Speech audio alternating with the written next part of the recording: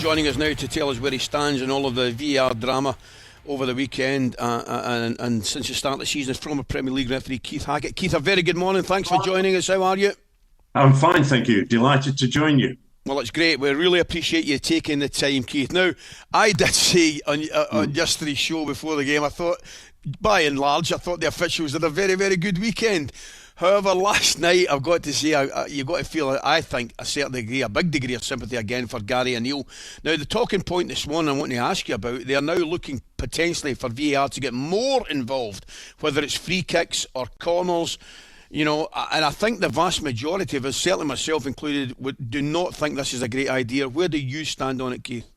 Well, I want the referee to referee football matches, yes. Ali. It's up to them to get it right. I think there's an over-reliance on VAR. We're seeing referees making the decisions on occasions and then VAR interfering. If we took that last penalty kick last night, the referee's in a good position. He's judged it not worthy of a penalty. Get on with the game. Why has the VAR intervened? It's not a clear and obvious error. So I think we've got problems with VAR that every fan is concerned with. I am, as a former referee, former boss of the PGMOL, it's got to be sorted. It's not working in England. Keith, one thing whenever I watch the matches, I see the referees, when the VAR guys are checking a situation, I see the ref standing in the middle of the pitch. I don't understand why they don't go over to the monitor and be part of that process of checking. Is there a reason for that? Is it because of are people concerned about the amount of energy the referee will keep having to go through, running across to the sideline and back, or the time that will take? Surely he should be part of the process of actually studying the incident. Andy, the only way we're going to resolve that is to put things on the big screen and for everybody to listen in to what's going on. Right. He doesn't have to run to the monitor. That's the answer. Good point. But I agree with you entirely. What we're doing is we're letting VAR referee the match, not the referee. Yeah. And I generally believe that we have got some good referees, but at the moment we're promoting laziness. We're talking about players surrounding the referee when VAR is in operation. Well, what else do you do? Because everybody's stood around like mushrooms thinking what's going to happen next. And we know that when the referee goes to the monitor, his mind is already made up by the VAR. I think the referee last night, Salisbury, should have said, I'm sticking with my decision. 3 minutes to review a penalty kick. Let's all go home. Because I thought Gary O'Neill last night, McNeil was brilliant. O'Neill was brilliant. If that had been Fergie, if that had been any other manager, they'd have gone A.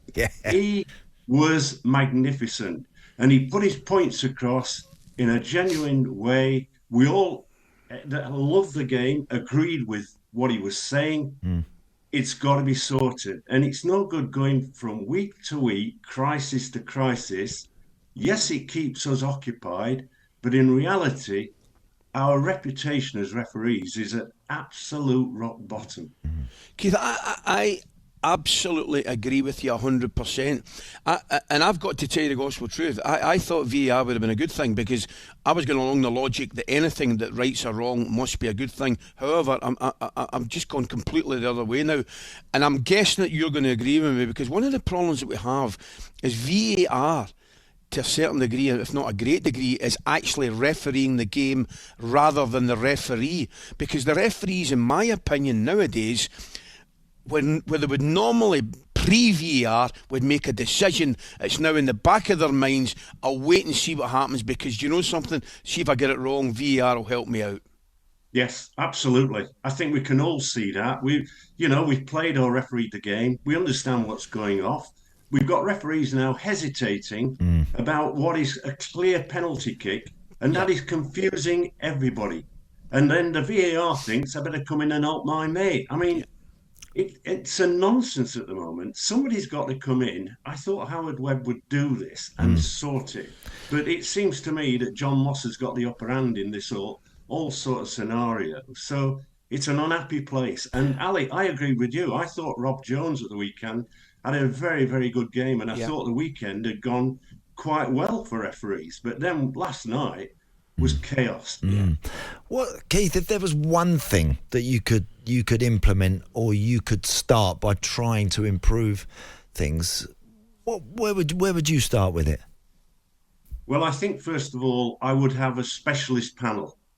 They would be trained. They would be accountable. And I mean by training, intense training. I don't think it's good that you have a referee officiating one day and VAR the next. He's still carrying the baggage of the game the previous day that he's been involved in.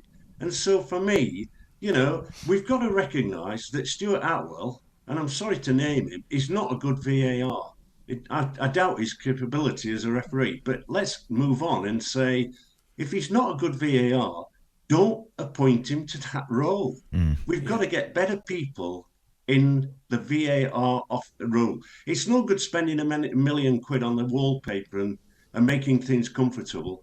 I think we need to get VAR operators at the ground so that they can take the wrath of the fans when they're walking out the stadium at the end of the game when it's gone 8. And I just shudder. I just shudder at what I'm seeing at the moment and the standard of our officiating, which is at the lowest. And I hate to say that. Brilliant, Keith. Listen, Lovely, we really Keith. appreciate you taking the time this morning. talkSPORT Breakfast, waking you up Monday to Friday morning from 6 a.m. on AM, on DAB, via the talkSPORT app and on your smart speaker. talkSPORT.